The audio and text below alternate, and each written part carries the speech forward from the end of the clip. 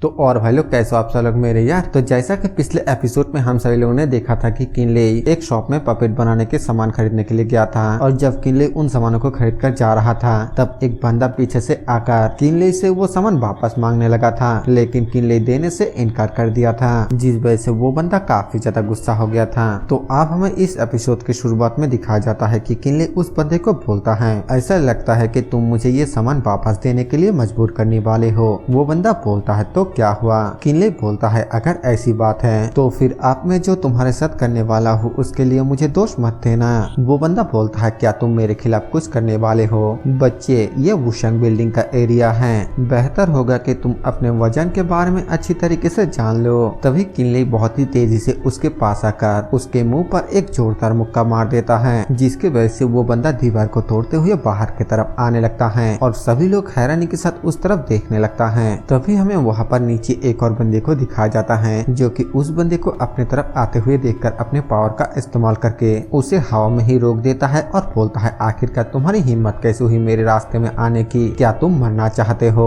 और फिर उसको उठाकर फिर से उसके बिल्डिंग पर वापस फेंक देता है। एक बंदा वहाँ पर भागते हुए आकर बोलता है यंग मास्टर क्या आप ठीक है? वो उस जगह से उठते हुए बोलता है कमीने, उन दोनों इंसानों को ढूंढने का इंतजाम करो जिन्होंने मुझे चोट पहुँचाया। उन्हें किसी भी हालत में सनसेट सिटी से भागने मत देना। इसके बाद तुम प्रिंसेस के मैंशन में जाओ और इस बात को जाकर प्रिंसेस यांग को बताओ। बस ये कहना कि कोई शहर पर मुसीबत पैदा कर रहा है और उसे बंदी बनाना है। इसके बाद यहाँ से सीन चेंज होकर हमें रात में सनसेट सिटी के आउटर एरिया का सीन दिखाया जाता है, जहाँ पर कि किनले किसी बंदे का पीछा करते हुए एक जगह पर आया है। वो वहाँ पर बोलता है ये तो बहुत ही ज्यादा अजीब है। उसका ऑरा इस जगह से गायब हो गया है। जब वो आदमी दोपहर में आया तब मुझे इसका एहसास हुआ। हालांकि ये बहुत ही ज्यादा पतला था लेकिन ये जरूर से डिमोनिक एनर्जी ही था। यहाँ पर किनले उसी बंदे के बारे में बात कर रहा होता है जिस बंदे ने उस शॉपकीपर के यंग मास्टर को उठाकर उसके शॉप में वापस फेंक दिया था। किनले आगे बोलता है क्या ऐसा हो सकता है कि मिडिल किंगडम में आउटर रियलम के और भी डीमन आ चुका है? फिर वो गुस्से से एक चट्टान पे मुक्का मारते हुए बोलता है धत्तरी की, अभी तक शेंग यांग के इमोर्टल मैंशन का मामला ही हल नहीं हुआ है, लेकिन ये आउटर एरिया के डिमोन फिर से यहाँ पर कुछ गड़बड़ करने के लिए आ चुका है। ये सच में बहुत ही ज्यादा मुसीबत भरा है। फिर वो आगे सोचते हुए बोलता है आखिरकार आप मुझे क्या करना चाहिए? क्या मुझे आउटर रेस के डीमन के इस बात को बाहर फैला देना चाहिए? अगर मिडिल किंगडम के लोग अपना सारा ध्यान डीमनों के ऊपर कर देता है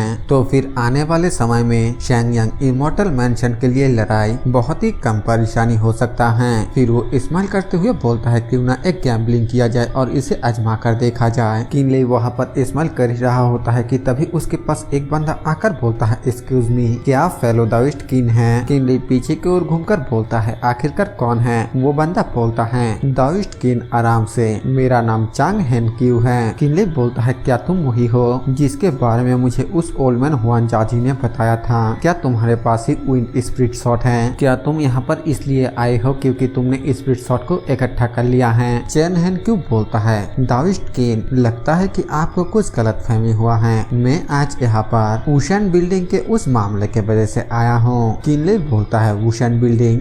दाविस्ट चांग, आखिरकार आपको ये सब कुछ कैसे पता? क्या आप अपने हाथ के पिछले हिस्से की तरह मेरे बारे में जानते हैं? क्या ऐसा हो सकता है कि आपको मेरे अपीयरेंस के बारे में बहुत पहले से ही पता चल गया हो? चैंग बोलता है दाविस्ट किन ने गलत समझा, मैं आज सीक्रेटली टूबा को काट कर रहा था और मैं आपसे बाई चांस मिल गया। किनले बोलता है आखिरकार ये टूबा कौन है? चैंग बोलता है ये इंसान इक्लिस सनफुट का यंग मास्टर है और वो एक सीक्रेट मिशन के लिए यूनझो पर आया है। किनले बोलता है तो क्या वो कोई आउटर रेस का डीमन नहीं है, लेकिन आखिरकार उसके अंदर डिमोनिक एनर्जी क्यों है? चैंग बोलता है ये एक बहुत ही लंबी कहानी है, लेकिन जुआन डीमन प्राइमोर्डियल स्क्रिप्चर जिसका प्रैक्टिस हम सनफोर्ट रेस में करते हैं, दरअसल आज से 10,000 साल पहले इस टेक्निक को मिडिल किंगडम में डीमन रेस के एंसेस्टरों ने छोड़ गया था। इसी वजह से उसके लिए थोड़ा सा डिमोनिक एनर्जी होना आम बात है। किनले बोलता है तो फिर इसका वुशन बिल्डिंग के साथ क्या लेना देना है? चैंग बोलता है वुशन बिल्डिंग के यंग मास्टर, आप आज उनसे मिले हैं है ना? उसका नाम होंगलिंग है और वो यूझुओ में यू फैमिली का मेंबर है।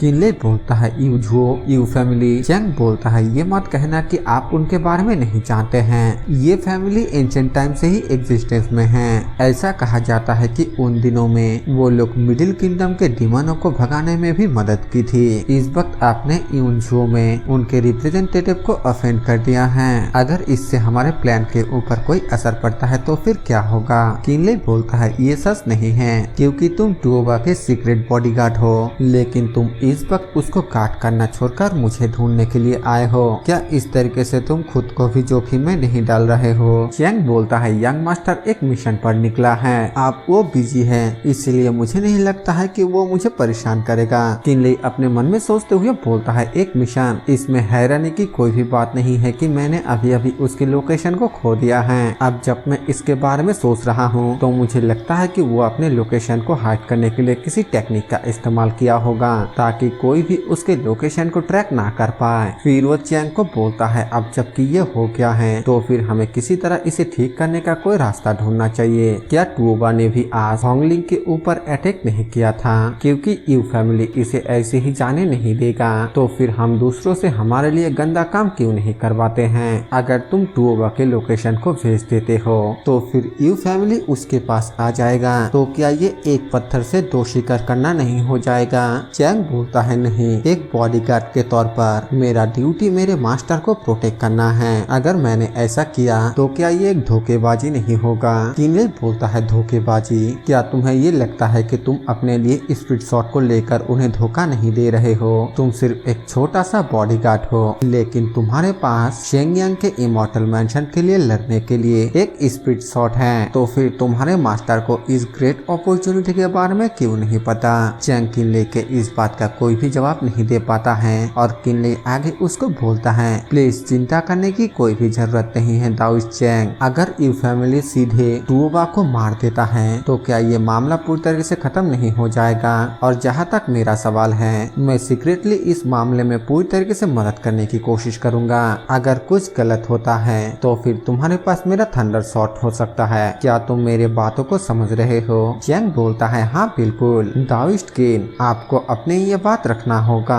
किनले बोलता है चिंता मत करो, हम एक ही नाव में सवार हैं। क्या तुम्हें लगता है कि ऐसे में मैं तुम्हें कोई नुकसान पहुंचा सकता हूँ? चैंग बोलता है तो फिर ठीक है, मुझे देर हो रहा है दाओइस्ट किन, अलविदा। किनले भी उसको अपना ध्यान रखने के लिए बोलता है और वो यहाँ से चला जाता है। उसके जाने के बाद किनले स्माइल करते हुए अपने मन में बोलता है अब अगला पपेट बनाने के लिए तैयार होने का वक्त हो चुका है। ये बोलकर किनले यहाँ से जाने ही वाला होता है कि तभी अचानक उसका एस्ट्रोलैब एक्टिवेट हो जाता है और ये देखकर किनले काफी ज्यादा हैरानी के साथ बोलता है आखिरकार ये क्या हो रहा है? अचानक मेरा एस्ट्रोलैब मुझे वार्निंग दे रहा है। किनले तुरंत ही पीछे की ओर घूमकर देखता है और वो देखता है कि किसी ने उसके ऊपर अचानक अटैक कर दिया है। किनले उसे बहुत ही मुश्किल से डॉस करते हुए बोलता है क्या ये क्रॉप्स क्लॉ है? हमें दिखाया जाता है कि ये वो डीमोन लड़की जी यू होती है। वो किनले को बोलती है मेरा क्रॉप्स क्लॉ से तुम्हारा स्किन कट गया था, लेकिन इसके बावजूद तुम ऐसा क्यों दिखाई दे रहे हो जैसे कि तुम बिल्कुल ठीक हो?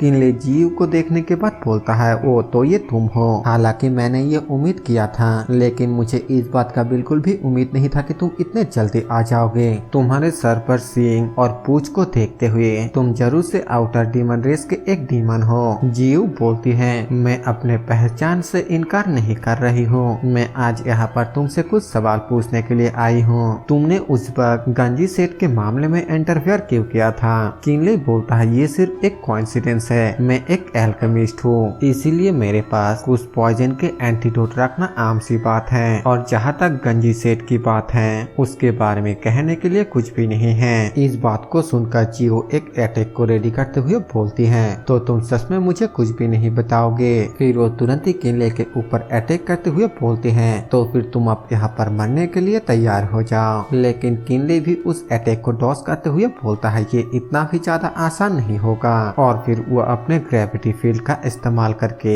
जीयू के ऊपर ग्रेविटी प्रेशर डालने लगता है। ये देखकर जीयू काफी ज्यादा हैरान हो जाती है और तुरंत ही जाम करते हुए वहाँ से हट जाती है, जो देखकर किनले अपने मन में बोलता है क्या उसने सच में इस पर ध्यान दिया और तुरंत ही उस जगह से हट गया। उसके ऑब्जर्विंग स्किल और बॉडी मोमेंटम स्किल तो बहुत ही अच्छा है। जीयू ऊपर जाकर एक और अटैक को रेडी करते हुए बोलती है ये अभी तक खत्म नहीं हुआ है, अब इसे लो। ये बोलकर वो dark wild thunder quick technique का इस्तेमाल करती है, जिसे देखते ही किनले तुरंत ही अपने शॉट को बाहर निकलकर उसके ऊपर डिमोनिक फायर का इस्तेमाल करके जियो के उस अटैक की तरफ भेज देता है और वो दोनों अटैक जब जाकर आपस में टकराता है तब वहाँ पर काफी बड़ा एनर्जी ब्लास्ट होता है। किनले बोलता है ये डीमन रेस के लड़की काफी ज्यादा तेज है, लेकिन इसके स्पेल कास्टिंग स्पीड थोड़ा कम है, लेकिन अगर ऐसा ही चलता रहा तो फिर मुझे डर है कि मैं उसके सामने ज्यादा देर तक टिक नहीं पाऊंगा। दूसरी ओर से जियो भी अपने मन में सोचते हुए बोलती है इस इंसान के कल्टिवेशन लेवल सच में बहुत ही अमेजिंग है। हालांकि मैं उससे तेज हूँ, लेकिन बाकी के चीजों में मैं उससे थोड़ा कमजोर हूँ। अगर हम यहाँ पर लड़ना जारी रखते हैं ये सिर्फ एक जंग में बदल जाएगा और बाकी लोग इस चीज से अट्रैक्ट होगा। फिर वो किनले को बोलता है वो मैं जियो हूँ, आउटर डीमन आइलैंड के शैडो डीमन, तुम्हारा नाम क्या है? किनले बोलता है किनले, जो सुनकर जियो बोलती है किनले बहुत अच्छे, आज यहाँ पर हम दोनों में से हालांकि कोई भी नहीं जीता, लेकिन गंजी सेठ का ये मामला इतने आसानी से खत्म नहीं होगा। मुझे यकीन है कि हम किसी दिन फिर से मिलेंगे। ये बोलकर जियो यहाँ से चली जाती है। उसके यहाँ से जाने के बाद किनले अपने मन में बोलता है आखिरकार वो चली गई। ऐसा लगता है कि यूनझो पर डीमन रेस का अटैक बिल्कुल सच है। अगर ऐसा है तो फिर चलो सनसेट सिटी के प्रिंसेस के मैंशन में जाया जाए और प्लान के हिसाब से इस खबर को फैला दिया जाए। मुझे यकीन है कि डीमन रेस के अटैक के दौरान वो चुपचाप बैठे नहीं रहेंगे और इसी बीच मुझे बस अपने कल्टीवेशन को तेजी से इम्प्रूव करना है ताकि मैं शेंग यांग के इमॉर्टल मैंशन के लड़ाई के लिए अच्छे से प्रिपेयर हो पाओ। ये बोलने के बाद किनले यहाँ से चला जाता है, जिसके बाद हमें उसी जंगल में एक जगह पर टुओबाओ को दिखाया जाता है और उसके पैरों में हमें एक आंखें जैसा कुछ दिखाई देता है, लेकिन वो एक नीडल होता है। वो उसको छूते हुए बोलता है ये तो बहुत ही अजीब है, आखिरकार ऑरा अचानक गायब क्यों हो गया? डीमन नीडल तो सच में इसी ओर इशारा कर रहा है। मैं अभी आखिरकार उन आउटर डीमनों के परछाइयों को क्यों ढूंढ नहीं पा रहा हूँ? फिर वो किनले के बारे में सोचते हुए बोलता है वो इंसान अभी अभी किसी से लड़ता हुआ महसूस हो रहा था। क्या ऐसा हो सकता है कि लड़ाई के बाद डीमन के सेंट गायब हो गया हो? वो अभी अभी यहाँ से निकला है, क्या मुझे उसके पीछे जाकर उससे ये पूछना चाहिए? नहीं, डीमन रेस के साथ कॉपरेशन सिर्फ निजी तौर पर ही किया जा सकता है। इसके बारे में जितना कम लोग जाने उतना ही अच्छा है। तो यहाँ पर ये जियो को महसूस करते हुए आया है और वो शायद से जियो के साथ कुछ करना चाहता है जिसके बारे में वो किसी और को पता लगने देना नहीं चाहता है। वो आगे बोलता है चलो फिलहाल के लिए इसके बारे में भूल जाता हूँ और कल रात फिर से बाहर आने और देखने का इंतजार करता हूँ। इसके बाद हमें अगले दिन सनसेट सिटी में प्रिंसेस के मैंशन का सीन दिखाया जाता है, जिसके पास वही शॉप वाला यंग मास्टर शिकायत करने के लिए आया है जिसका नाम होंगलिन था। वो बोलता है प्रिंसेस एल्डर वू, आपको निष्पक्ष होना चाहिए और कानून का पालन करना चाहिए। एल्डर वू बोलता है यंग मास्टर यू, आपको इतना ज्यादा चिंता करना नहीं चाहिए। आपके कहने का ये मतलब है कि आपको एक स्पिरिट वेपन को रिफाइन करने के लिए उस स्पाइडर सिल्क की जरूरत है और ये आपके पास नहीं है, तो क्या आपने इसे ओशन बिल्डिंग से लेने का प्लान बनाया? मैं यहाँ पर आप लोगों को बता दूं कि ये होंगलिंग जो है ये दूसरे ब्रांच से